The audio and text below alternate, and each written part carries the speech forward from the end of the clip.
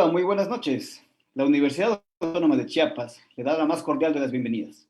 Agradecemos contar con su presencia y en el marco de la celebración de la 13ª edición del Congreso Mesoamericano de Investigación UNACH 2021, a la primera feria del libro académico de la región sur-sureste, a cargo del Consejo Regional Sur-Sureste de la Asociación Nacional de Universidades e Instituciones de Educación Superior, ANUYES. Para concluir con el programa de este segundo día de presentaciones, damos paso a la obra Amarrando los Saberes, Resiliencia en el Habitar de la Casa y el Territorio Maya, una publicación de la Universidad Autónoma de Yucatán. La presentación estará a cargo del doctor Aurelio Sánchez Suárez y la doctora María Dolores Cervera Montejano. Procederemos a otorgar un breve resumen del libro y a continuación se leerá una pequeña ficha curricular de cada uno de los presentadores. En esta obra se plasma la identidad del pueblo maya, a través de años de convivencia, de integración y de acompañamiento en algunos momentos, ya que meditar, hablar, consensar, juntar palabras y pensamientos son acciones necesarias para entender al pueblo maya y a muchos otros pueblos originarios. Es en este proceso donde se estableció un diálogo de saberes con las dos comunidades mayas con las que se convivió 3 años.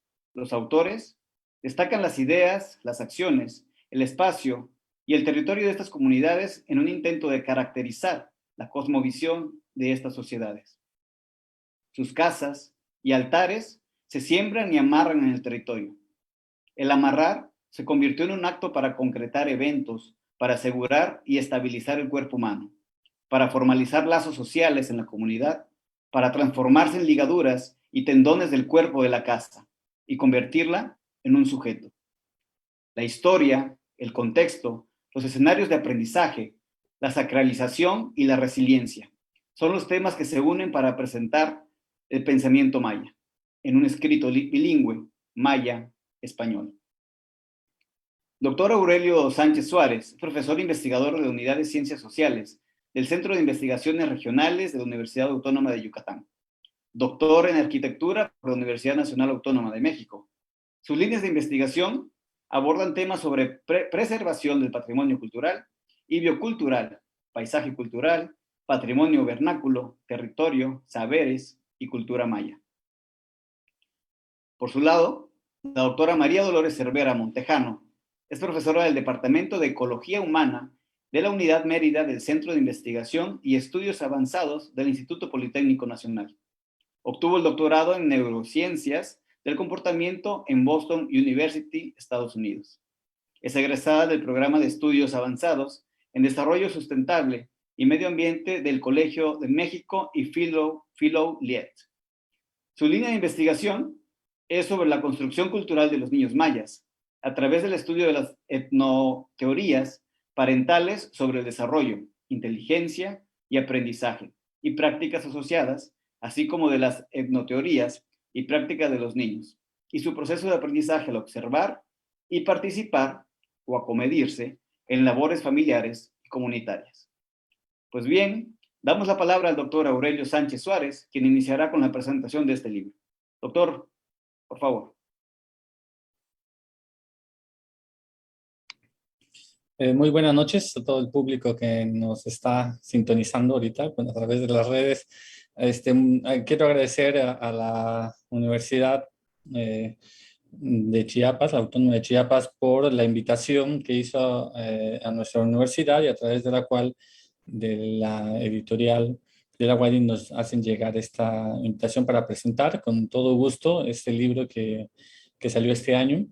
Y que ese libro es el producto de un proyecto de investigación que fue financiado por CONACYT en la modalidad de grupos en su convocatoria de ciencia básica en el 2013 que salió. El proyecto es un proyecto transdisciplinario que se llamó Conocimiento Constructivo Maya, estudio de los saberes vinculados a la arquitectura vernácula en dos localidades mayas. ¿Por qué es transdisciplinario? Porque se enfoca en una metodología que combina diferentes disciplinas, como es la arquitectura y como es la antropología, para incluidas partes de lo que es la historia, para poder analizar y ver de una manera holística lo que es este proceso de transmisión de saberes que se da con respecto a la forma de amarrar la casa. Para ello, pues, se hace a través de dos universidades, dos instituciones, la Universidad Autónoma de Yucatán, en la Unidad de Ciencias Sociales del Centro de Investigaciones Regionales, Dr. Hideo Noguchi, en conjunto, en codirección del proyecto, con la doctora Dolores, aquí presente, que pertenece al CIMBESTAB, en lo que es el Departamento de Ecología Humana, en la unidad de Mérida. En conjunto se analizó todo este proceso en donde se fue desarrollando el concepto de amarrar. Por eso el libro se llama Amarrando los Saberes, porque no solamente es un saber el que se amarra. Dentro de la cosmovisión maya, dentro de la forma de pensar y más concretamente en la filosofía del pueblo maya, el amarrar es un acto que trasciende muchos eventos de la vida, desde lo que es el nacimiento con la mujer, cuando da a luz y tienen que amarrar su cuerpo, en el crecimiento, en estudios de los que aquí la doctora Dolores ha realizado al respecto sobre lo que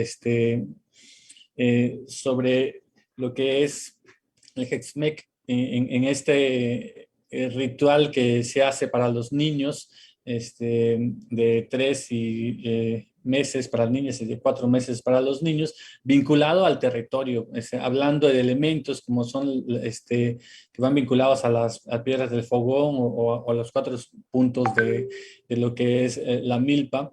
Y así son otros elementos como cuando son relaciones en donde se van a casar, también hay ritos que van vinculados a esos procesos de amarrar que se han ido agregando, ¿no? a estos eventos y que a través del tiempo han creado sincretismos dentro de los rituales. Entonces, amarrar es dentro de lo que es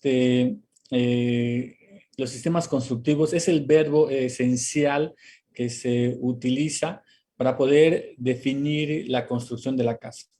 No es un verbo de construir, el verbo construir va relacionado más con elementos que están vinculados con lo que es la mampostería. El amarrar va vinculado hacia lo que es la naturaleza.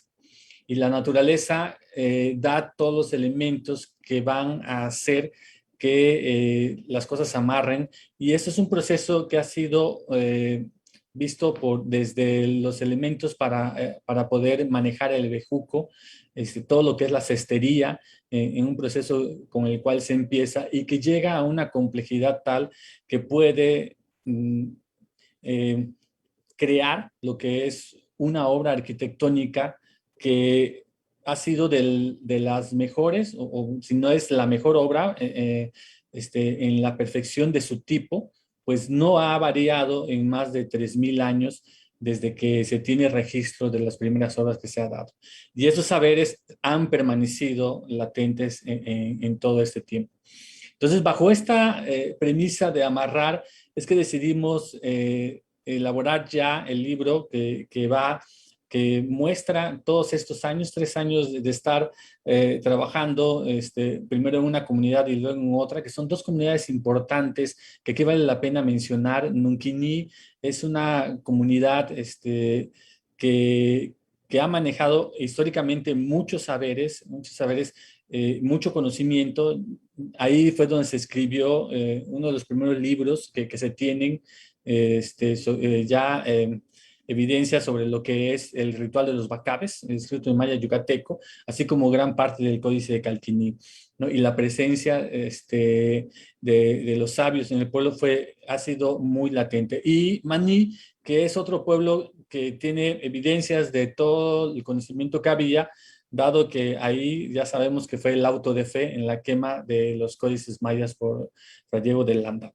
Estas dos comunidades fueron elegidas, una en Campeche y otra en Yucatán, de diferentes sitios regionales mayas, del Cuchcabal de Ajcanul, del Cuchcabal de Tutulxu, que nos iban a dar esta relación de casos y poder ver estas diferencias o similitudes, variantes o invariantes que se van a dar, que en su mayoría fueron invariantes para poder determinar lo que es nuestra postura sobre lo que son el amarrar la casa, que es donde partimos, pero que también se va a otros elementos mucho más complejos en su dinámica sociocultural, como van a ser los tablados, ¿no?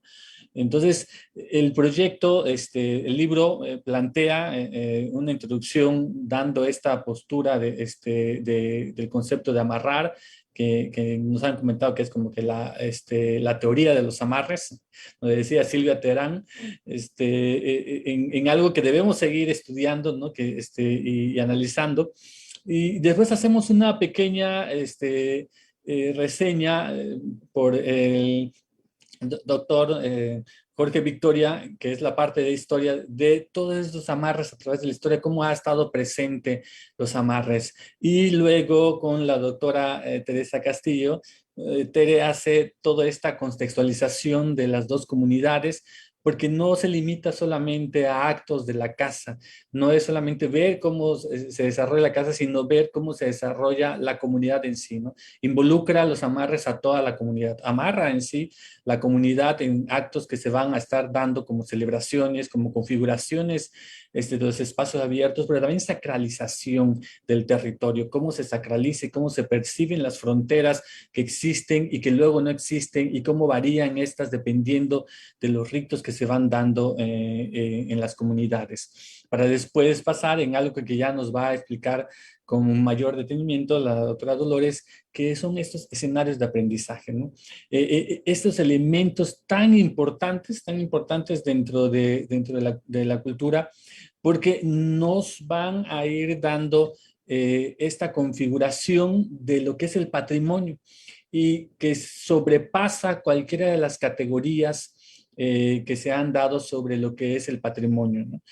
Vinculando tanto el patrimonio cultural material como inmaterial, así como el natural para poder concretarse en un patrimonio biocultural. Entonces, este proceso que tiene su eje vertebral en lo que son los saberes, en lo que es el patrimonio inmaterial, es lo complejo y también lo sorprendente a lo que se llegó dentro del trabajo que hizo la doctora Dolores y que se presenta en el libro y que finalmente vamos a ir concluyendo con conceptos que nos van a ir dando, no solamente en el hecho de amarrar la casa, o amarrar el tablado, que es este espacio público también donde pudimos tener mayor información porque es algo ya más vivo, sino que qué pasa después, ¿no? ¿Qué pasa con este espacio? ¿Cómo se configura este espacio después del amarre?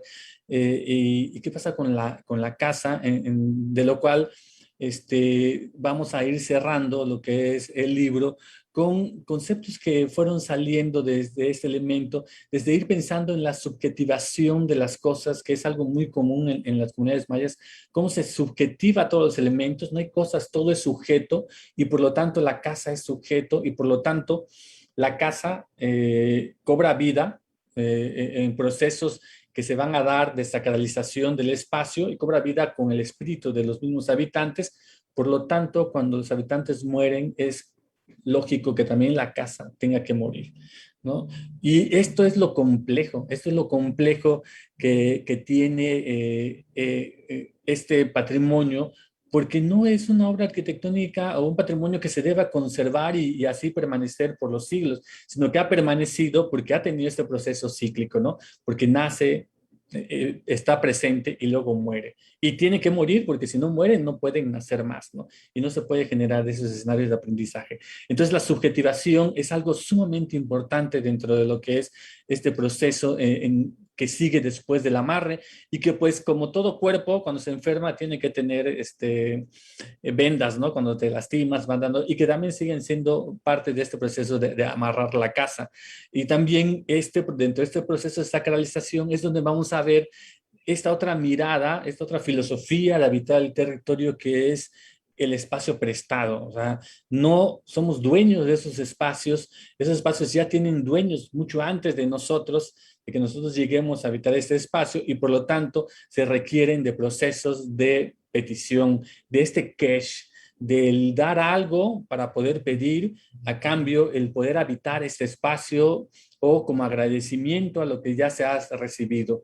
Entonces, este espacio prestado es lo que nos va narrando los habitantes de la casa, pero también nos va dando experiencias que son tristes, amargas ante la realidad que estamos sufriendo dentro de esta subvaloración, este racismo, esta exclusión que ha tenido los pueblos originarios, y en especial este tipo de vivienda, por lo cual se ha dado una aculturación de su población, pero que dentro de este proceso también se ha visto esta resiliencia que está de los habitantes. Y es una resiliencia que va enfocada a poder tener esta filosofía, poder generar una filosofía basada en los saberes, en todos los pensamientos con los que fueron generados, en esto que llaman el entendimiento de la vida, y poder luego ir diciendo, sí, son momentos de ir preservando, son momentos de ir viendo y discutiendo y denunciando por qué las nuevas generaciones, cuando abren los ojos,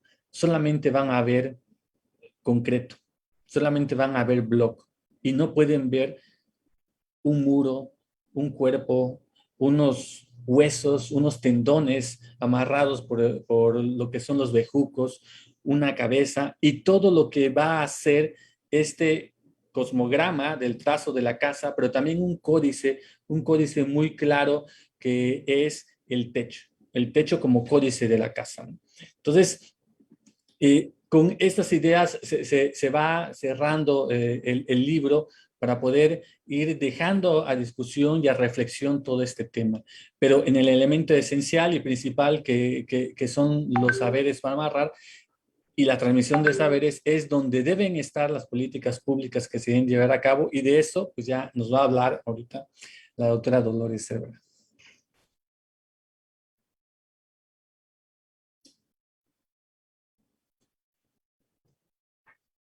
Bueno, pues buenas noches. Gracias por estar esta noche acompañándonos en la presentación de nuestro libro que ya explicó Aurelio de qué es producto y cómo se trabajó.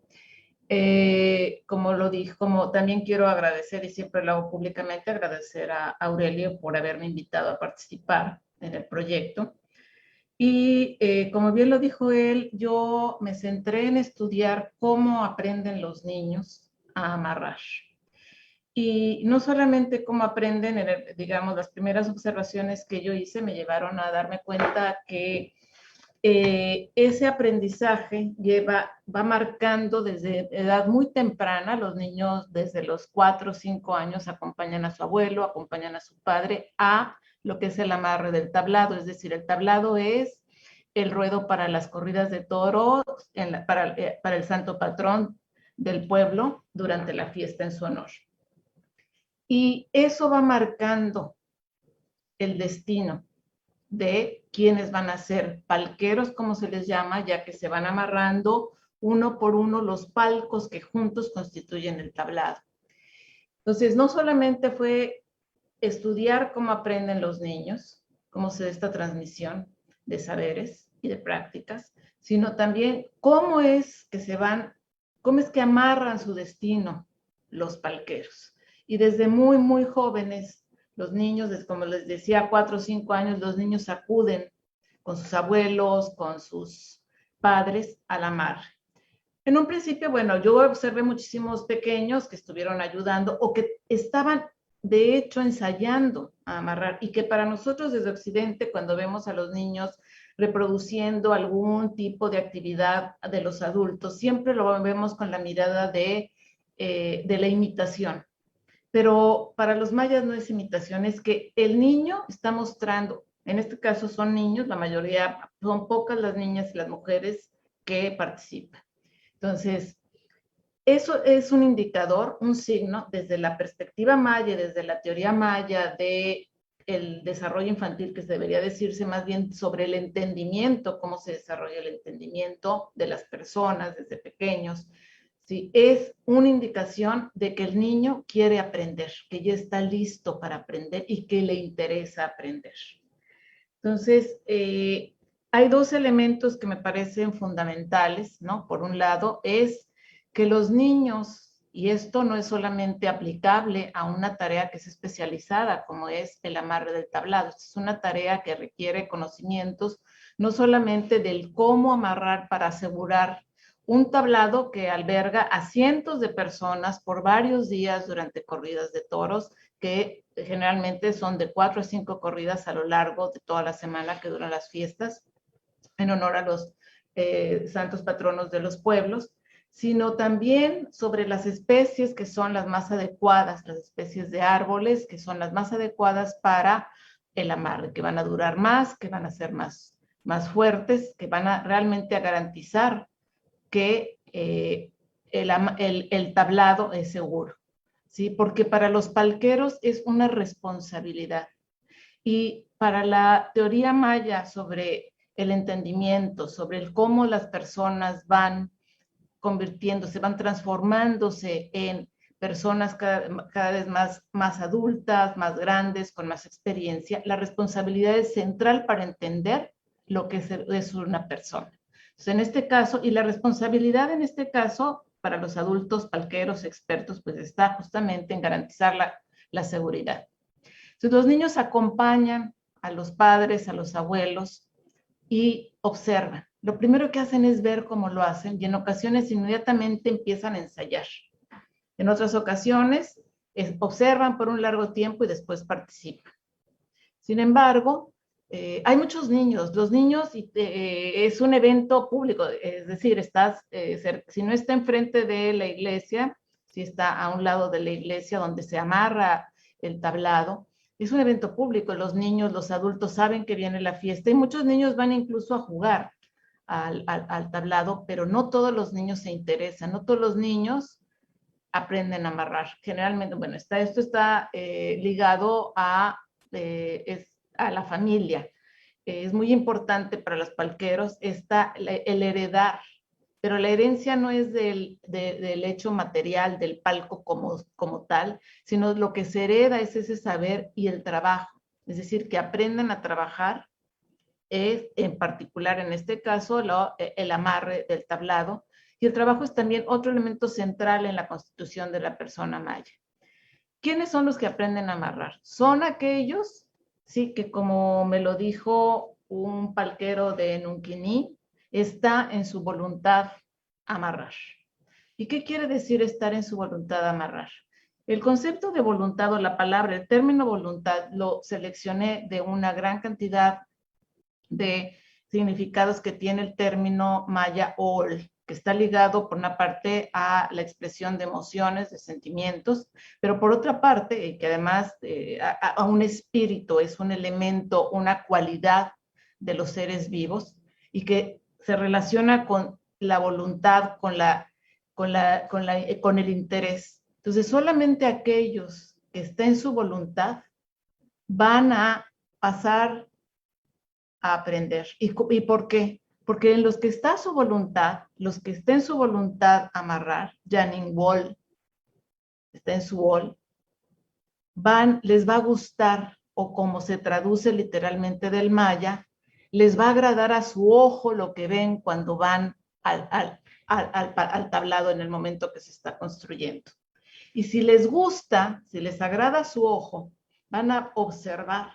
Y esto en maya se expresa como se les va a asentar en su ojo. Entonces aquí tenemos dos elementos fundamentales. Por un lado, la voluntad. La voluntad, el ol, junto con el ik, que es viento, también es espíritu, al igual que ol, son los dos elementos que componen a las personas, pero también a todos los seres vivos y que permiten a las personas relacionarse con todos los seres humanos, animales, ¿sí? Pero también con los seres extramundanos. Entonces, se necesita tener este or. Si uno no lo tiene, no le va a gustar y no lo va a aprender. Porque efectivamente, entre los palqueros, para seleccionar quiénes pueden ser sus herederos, como dijo uno de ellos, pues no es tanto que se elija, no, uno no tiene que seleccionar, está clarísimo al que le gusta, el que viene, el que trabaja, el que está en su voluntad, a ese se lo voy a dejar.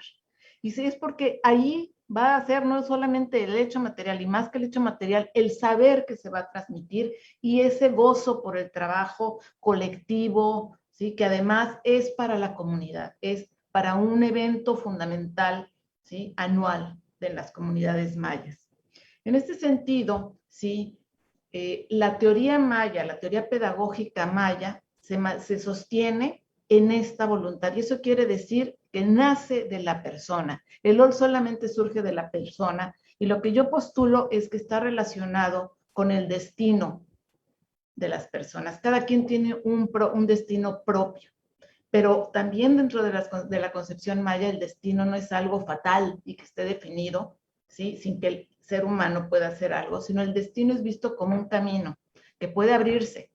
Y justo en esta ceremonia que se hace a los pequeños, a los 3 meses a las niñas y a los 4 meses a los niños, se hacen circuitos alrededor de una mesa o de una casa, que es tradición, circuitos que se observan en todas las ceremonias mayas. Y el primer circuito es en contra de las manecillas del reloj y sirve para desamarrar. Y el que es en las manecillas del reloj es para amarrar. Porque lo que están haciendo es, primero desamarran y abren para la posibilidad, porque este ritual es para que los niños entiendan mejor, aprendan a hablar mejor y trabajen mejor. Y luego cierran, amarran, ¿sí? Y con esto, padres y padrinos están contribuyendo a que el niño cumpla con su destino. Como decía, el destino no es fatal. El destino está allí y probablemente esta noción de destino como camino esté ligada a la noción del destino desde tiempos inmemorables. En la actualidad hay pueblos, sobre todo en Guatemala, pueblos mayas en Guatemala, en la que todavía se recuerda esta noción de que el día del nacimiento marca el destino del individuo, la ocupación e incluso la personalidad del individuo. Dependía del día y por eso se hacían las consultas a partir del calendario maya, sobre cuál era la carga del día, es decir, qué características tenía ese día y en esto cómo se traducía en las personas. Entonces si uno nace en un día que le marca un destino bueno, pues uno no es que se tenga que sentar a esperar a que caiga. Si la persona no trabaja para que el destino suceda, para que sea bueno, no va a suceder. Y si el destino no es bueno, la persona puede mitigar los problemas que trae ese destino o puede inclusive cambiar. Es decir, hay una noción muy, muy, muy activa, hay una noción de gran agencia entre las personas mayas que además se le atribuye a los niños. Son los niños los que se espera que tengan la iniciativa, no es que los papás lleven a la fuerza a los niños. Los niños piden ir al tablado, pero también los padres saben que si los niños no van, pues, ¿cómo va a ser que les vaya a gustar si no los llevan? Entonces, hay un respeto enorme por las decisiones de las personas, no se forza a nadie. Y en este sentido, lo que estoy viendo, lo que vi en este proceso, no solamente de aprendizaje, ¿sí? Es que este aprendizaje se da del amarre, se da en el tablado, en el momento de amarrar el tablado. Pero en las casas de los palqueros se guardan varios por ejemplo, los ocomes o los horcones, ¿sí? Las maderas que pueden servir por varios años se guardan allí, lo mismo las otras maderas que no duran, pues también se guardan allí para irlas o vendiendo para leña o para aprovecharlas en otras estructuras dentro del solar.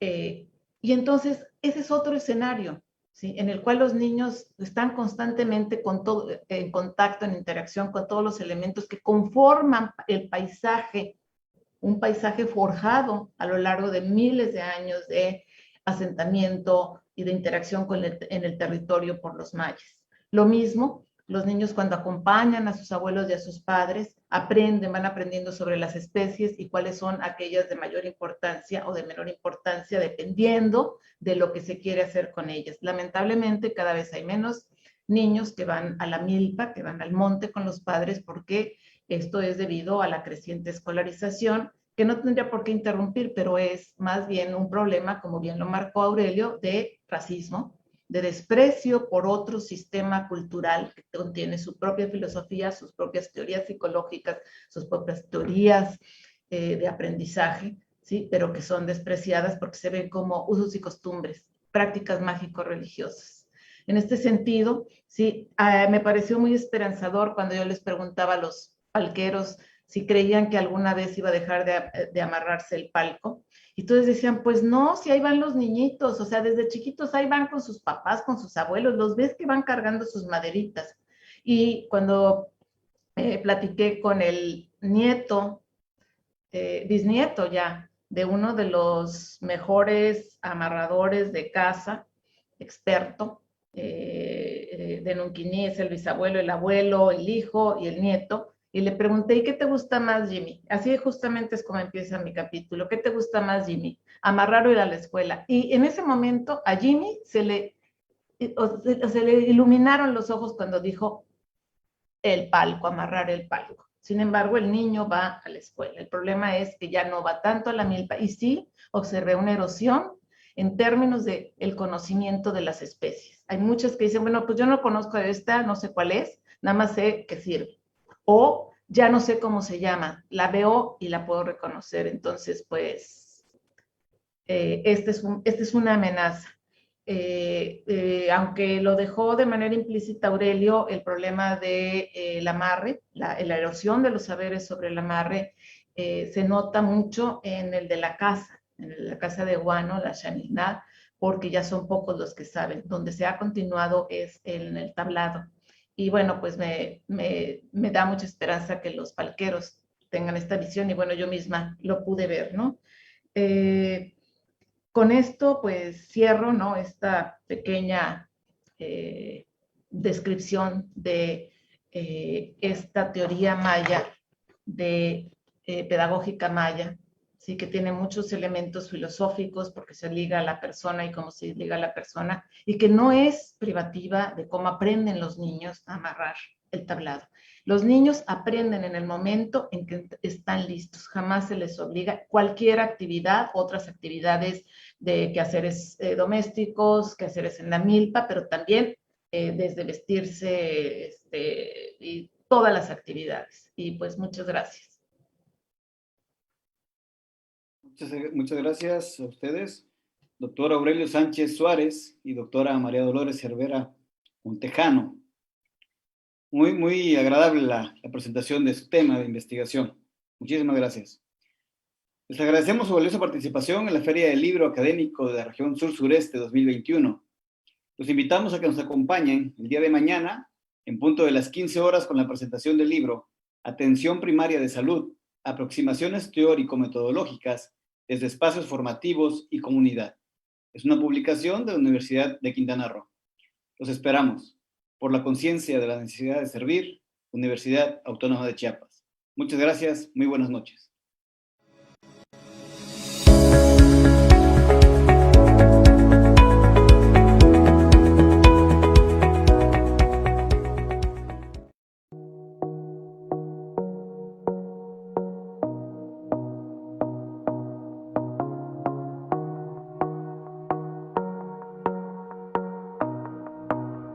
En la Universidad Autónoma de Yucatán contamos con una amplia experiencia educativa conformada de 3 bachilleratos, 47 licenciaturas y 63 posgrados, con el 58% de los profesores con doctorado y el 34.6% con maestría y una matrícula de más de 25,000 estudiantes, situándose entre las 65 universidades de América Latina, entre las 8 mejores a nivel nacional y una de las 200 universidades más sustentables del mundo.